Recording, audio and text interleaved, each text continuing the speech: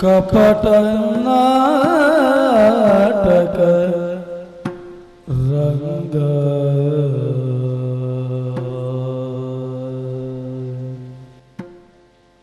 रंग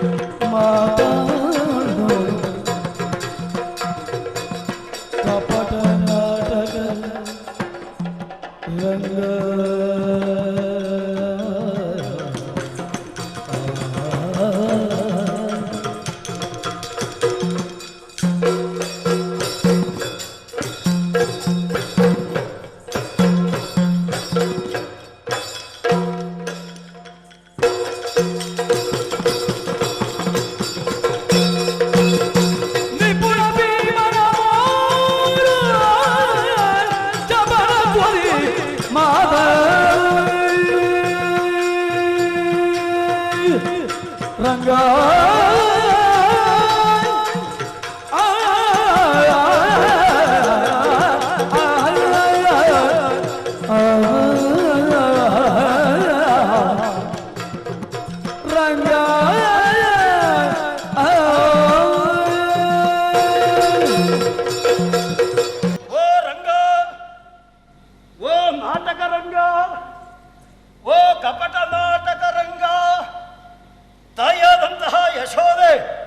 ನಿನ್ನನ್ನು ಪ್ರೀತಿಯಿಂದ ಕರೆಯುವುದು ರಂಗ ಎನ್ನುವ ಹಾಗೆ.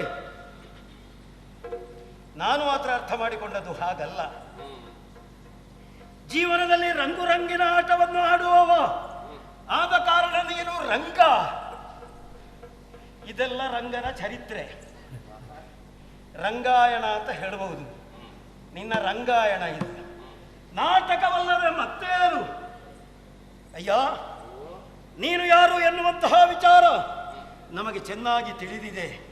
ನೀನು ಸತ್ಯದ ಸಾಕಾರ ಮೂರ್ತಿ.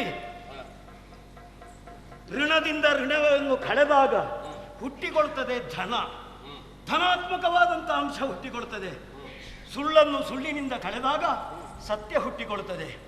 ಸತ್ಯದ ಸಾಕಾರ ಮೂರ್ತಿ ನೀನು. ನಿನ್ನ ಯೋಗ್ಯತೆ ಏನು ಅಂತ ನಾವು ಚೆನ್ನಾಗಿ ಬಲ್ಲೆವು.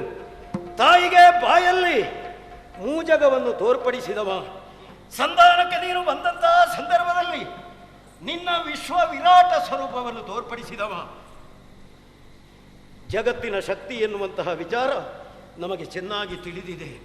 ಹಾಗಿದ್ದು ಇದು ಯಾವ ನಾಟಕ? ನಾಟಕವೂ ಕಪಟ, ಕಪಟ ನಾಟಕ.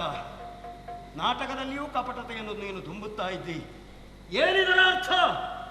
ಯಾವತ್ತಾದರೂ ಖಳನಾಯಕ ವಿಜೃಂಭಿಸುವುದಕ್ಕಿದೆ, ಕಥಾನಾಯಕ ರಣಕ್ಷೇತ್ರದಲ್ಲಿ ಹೊರಗುವುದಕ್ಕಿದೆ. ಈಗ ಹಾಗಾಗಿದೆಯಲ್ಲ. ನೀನು ಪ್ರಪಂಚದ ನಿರ್ದೇಶಕ.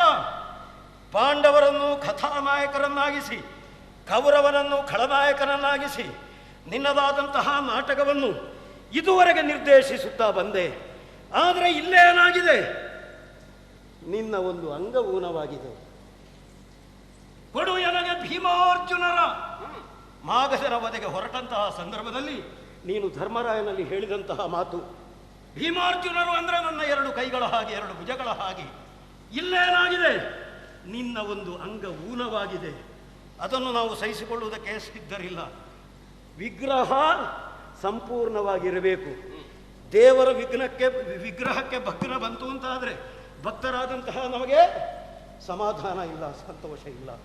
ಆದ ಕಾರಣ ಹೇಳ್ತಾ ಇದ್ದೇನೆ, ಈ ನಿನ್ನ ನಾಟಕವನ್ನು ಇಲ್ಲಿಗೆ ನಿಲ್ಲಿಸು. ಖಳನಾಯಕನಿಗೆ ಯಾವ ಪರಿಸ್ಥಿತಿ ಬರಬೇಕು ಅದುವೇ ಬರಲಿ. ನಾಟಕ ಧರ್ಮ ಅದು. ನಾಟಕ ಧರ್ಮದ ರೀತಿಯಲ್ಲಿ ಕಥಾನಾಯಕ ಹೇಗೆ ವಿಜೃಂಭಿಸಬೇಕೋ ಅದೇ ರೀತಿಯಾಗಿ ವಿಜೃಂಭಿಸಲಿ. ಆ ರೀತಿಯ ದಾರಿಯನ್ನು ಪ್ರಪಂಚ ಮುಖಕ್ಕೆ ನೀನು ತೋರ್ಪಡಿಸು. ನಮ್ಮ ಚಾನಲ್ನಲ್ಲಿ ಬರುವ ವಿಡಿಯೋಸ್ ನಿಮಗೆ ಇಷ್ಟ ಆಗಿದ್ರೆ ಲೈಕ್ ಮಾಡಿ, ಶೇರ್ ಮಾಡಿ, ನಮ್ಮ ಚಾನಲನ್ನು ಸಬ್ಸ್ಕ್ರೈಬ್ ಮಾಡಿ, ನಮ್ಮನ್ನು ಬೆಂಬಲಿಸಿ. ಯಕ್ಷಗಾನಂ ಗೆಲ್ಗೆ.